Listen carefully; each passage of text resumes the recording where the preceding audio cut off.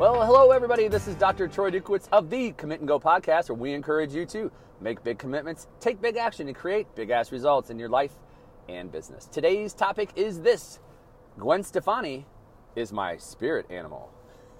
So to be clear, before we move forward here, she is not my spirit animal. She is my wife's spirit animal.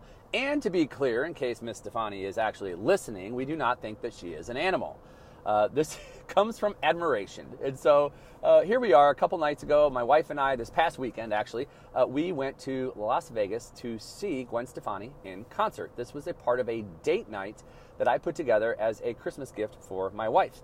And as I'm not going to say luck, as fate would have it, as we asked my mom and dad if they would watch the boys an extra night, we were then able to stay for 2 nights for a mommy and daddy getaway for the weekend.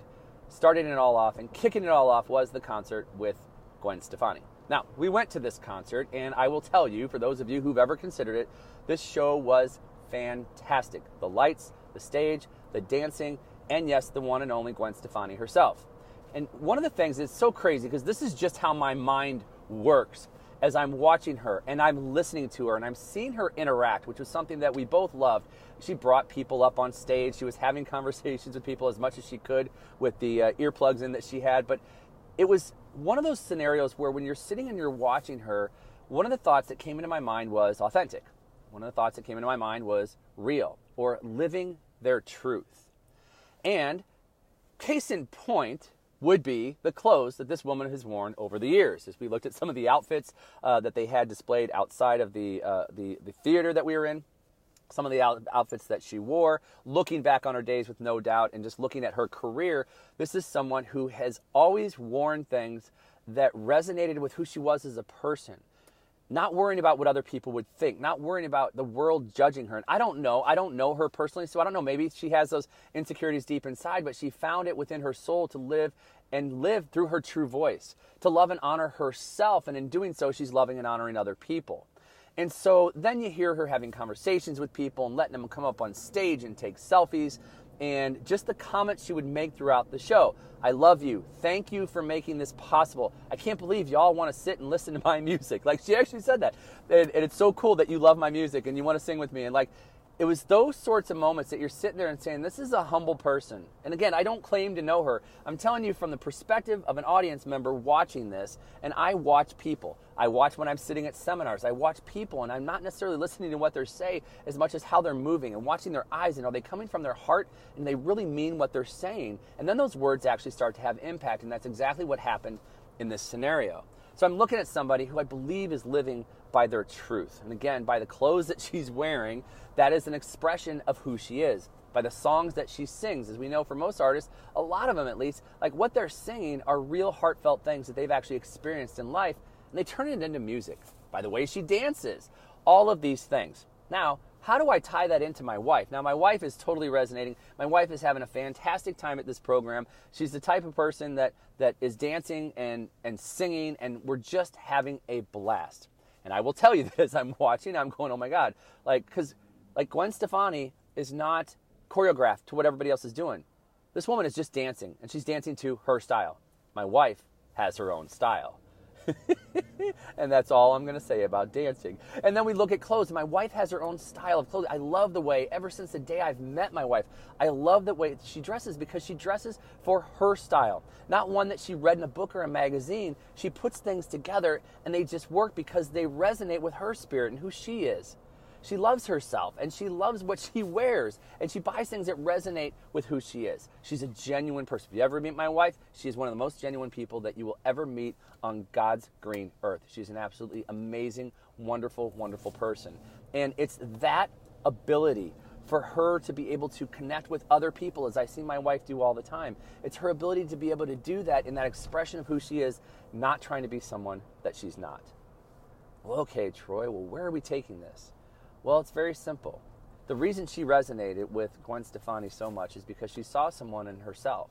She saw someone who is expressive in loving who they are, in having fun, and in enjoying the journey, in being real, in being vulnerable. These are all traits and characteristics that oftentimes in society we shy away from, we push people away from.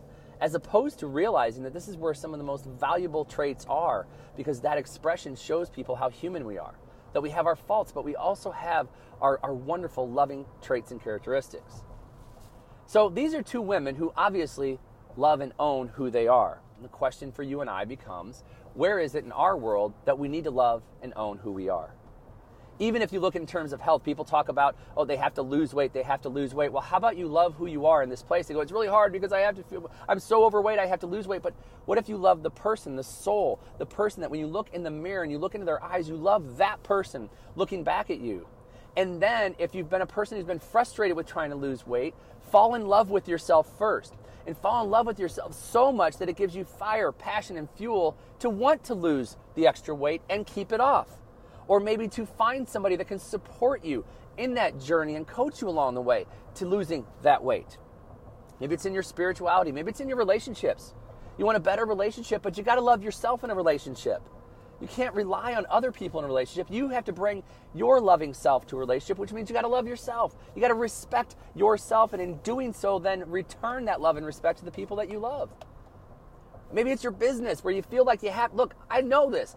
People would, oh, you have to wear a shirt and tie. And, it's like, what are you talking about?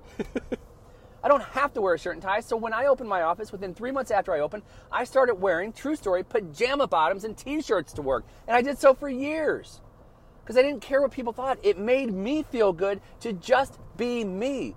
That I didn't want to be a stiff, put on the shirt and tie, disconnected to people type of an outfit, because that's not who I am. I'm not a shirt and tie guy.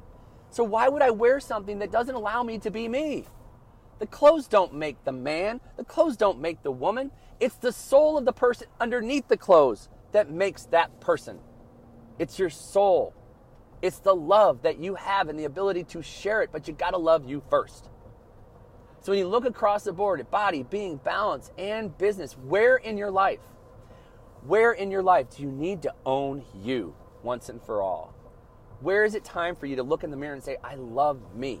I remember hearing an affirmation from Mark Victor Hansen years ago. He said, I like me alone, and I like me with other people. And I said, but wait a minute. I love me, so I'm going to say I love me alone, and I love me with other people. And I've said that affirmation for probably 15 years now. Because if you don't love yourself, how can you expect anybody else to? And if you don't love yourself, then you're going to worry about the opinion of others. But when you start to love yourself and you own you, you'll live your life based on your values. You'll live your life based on not trying to impress others, but trying to honor yourself. So that's all I've got for you here today, folks. Hey, if you haven't already, please head on over to iTunes, Google Play, or Stitcher and subscribe, rate, and or review this podcast, the Commit and Go podcast. And hey, why not share it with friends, colleagues, and loved ones that you think could benefit from the fire I share here daily, Monday through Friday. And also, it is worth your time, effort, and energy to head on over to commitandgo.com. That's right, because at commitandgo.com, you are going to be able to get the free time mastery program that I put together there that's going to help you to get rid of the energy drainers and suckers in life. That is absolutely free, folks. All you have to do is go over there and log in right now, and you're going to get your credentials for that program. That's all I've got for you here today. I am Dr. Troy Dukowitz. This has been the Commit and Go podcast, where we encourage you to make big commitments, take big action, and create big-ass results in your life and business. We'll hear you next time.